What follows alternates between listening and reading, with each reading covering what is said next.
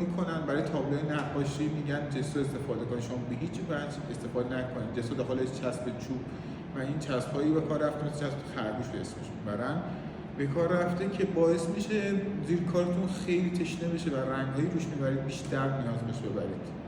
پس حتما حواستون باشه جسو اصلا زیر کار بومی که تازه گرفتید، بوم ایران یا بومای دیگه، نیاز به زیرسازی نداره. شما رو همون بوم با اجرای یه دست اول رنگ حالا اوکری رقیق میکنید، رو کل کار میبرید، بعد طرحتون اجرا میکنید یا طرح اول اجرا میکنید بعد رنگ یا رقیق میبرید، کفایت میکنه.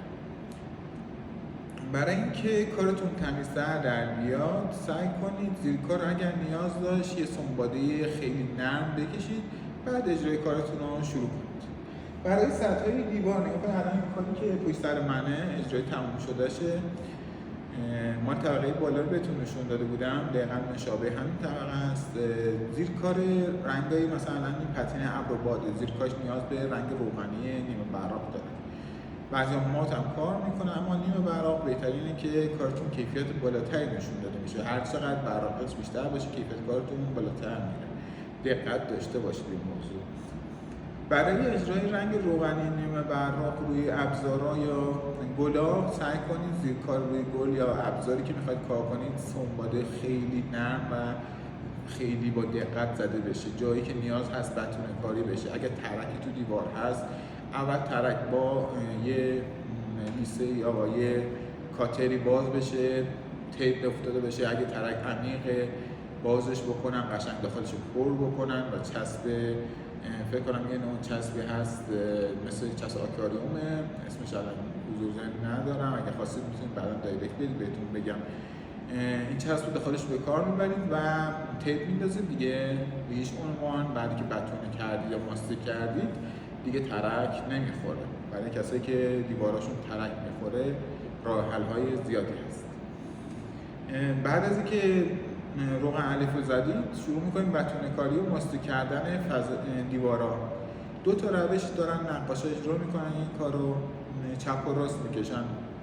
شما میتونید بتونتون رو اول به یک سمت افقی بکشید بعدم عمودی، یعنی کارتون رو افقی که تموم شد بعد عمودی. از چه بتونهایی استفاده کنید؟ نگاه کنید بتونه همه کاره برای زیر کار اکریلیک خوبه یه جایی که مثلا کم استفاده کنید، اما بهترین کار اینه که شما بعد از روغن الف که زدید دور بودش خوش شد شروع کنید از یه بتونه روغنی درست کنید و با کل بتونه روغنی کل دیوارتون رو بتونه کنید. بعد سنباده بذارید، بعدش رنگ روغنی رو اولین دست رنگ روغنی که میزنید رنگ براق بزنید، براقش بالا باشه که ایوای کارتون رو از تو زاویه راست یا چپ وایسید، وقتی انعکاس نور روش میفته ایوای کارتون رو خیلی بهتر میبینید. تمام نکات رو من دارم سعی میکنم توی یه تیکه براتون توضیح بدم که تو دیوار بتونید هم ایوای کار رو هم آموزش‌ها رو کامل یاد بگیرید. تمام نکاتی که بهتون میگم دقت کنید و همش رو اگر نیاز هست یادداشت برداری کنید.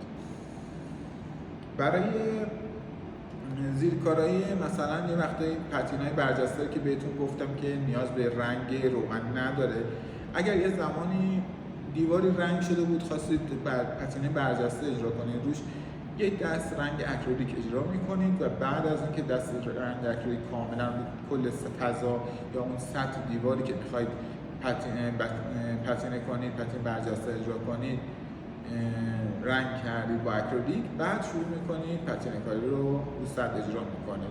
حالا چرا رنگ اکریلیک؟ چون که مواد برجسته پایشون آبه، دقت کنید پایه مواد برجسته بیشتر آب هست و رنگ روغنی اصلا نداره داخلشون و شما باید زیر کارتون اکریلیک باشه اگر میخواید اجرا کنید. برای بعضی افراد که با رنگ‌های اکریلیک کلا کار میکنن زیر کاراشون میتونن اکریلیک کار کنن. من این مورد که میگم رنگ روغنی استفاده کنید زیر کار به خاطر روش کاری خود منه، چون که من کیفیت اجرای کار رو میدونم تو رنگ‌های روغنی خیلی بالاتر میره تا رنگ‌های اکریلیک. شما اگر بخواید مثلا زیر کارتون رو بافت ابر و باد، همین بافت ابر و باد پشت سر منه رو روی سطح دیوار مثلا رنگ اکریلیک زیر کار کنید، روی سطح کار هم جای رنگ‌های روغنی که ما میبریم روی کار شما میتونید از رنگ‌های اکریلیک استفاده کنید. یه دوره آموزش رنگ‌های اکریلیک، شناخت رنگ‌های اکریلیک و اجراشون هم براتون آموزش رو میذارم.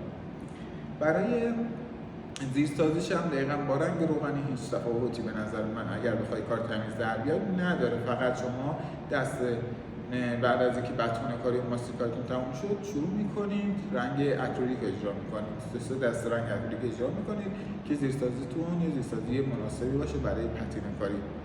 روی ابزار گچبری هم دقت کنید، رنگ‌های روغنی به نظر من خیلی بهتره. حالا اگر شما دوست داشتید همون صدفی رو رنگ روغنی میشه اجرا کنید، هیچ موردی نداره، شاید سخت‌تر باشه اما کارتون تمیزتر در میاد و رو رنگ اکریلیک هم قابل اجراه.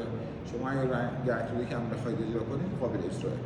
فقط دقت کنید فرقشون اینه که رنگ‌های روغنی اگه شما دارید رنگ اکریلیک مثلا میخواید پتینه اجرا کنید یه خورده زودتر خوش میشه، رنگ روغنی دیرتر خوش میشه.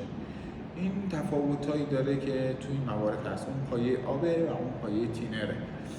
برای زیرساخت‌ها رو فلز اگر یه وقتی کاری میخواید اجرا کنید یا روی سطحش هست که مثلا صاف نیست اینا، حتما سنباده بزنید. جایش نیاز بود بتون سنگی استفاده کنید، بعد روی سطح سنگی که اگر خواستید کار کنید، بعد روی قسمت‌هایی هم که مثلا اگر سنگ بود ترمیم خواستید بکنید میتونید یه دست رنگ بتون سنگی کنید، رنگش کنید، بعد رنگ‌های هنری حتی وینزور رنگ هنری هم میتونید روی سنگ اجرا کنید و روش وارنیش بخوره و تثبیت کنندش حتما دقیق بخوره، بعدش این برای همیشه میمونه، هیچ مشکلی براش پیش نمیاد. برای کارهای برجسته نیاز نداره که شما چیزی مثلا همزمان زیر کارتون مثلا چیز خاصی هم باشه. دیگه مواردی که باید براتون توضیح بدم همین اون مواردی بود که فکر کنم براتون توضیح دادم. توی بوم هم که براتون توضیح دادم که زیر ساختاش جوری، اگر روی چوب میخواید کار کنید، روی کابینت میخواید کار کنید، روی سطح چوبی میخواید کار کنید، بهتره که روغن الف رو بزنید، بعدش بتونه کاریش رو انجام بدید. اگه بتونه کاری داره رنگش کنید و بعد روی رنگ شروع کنید طرحی که میخواید اجرا کنید و بعد از طرح مثلا خواستید مثلا ورق طلا یا رنگ‌های نقاشی یا هر چیزی رو به راحتی روی چوب میتونید اجرا کنید.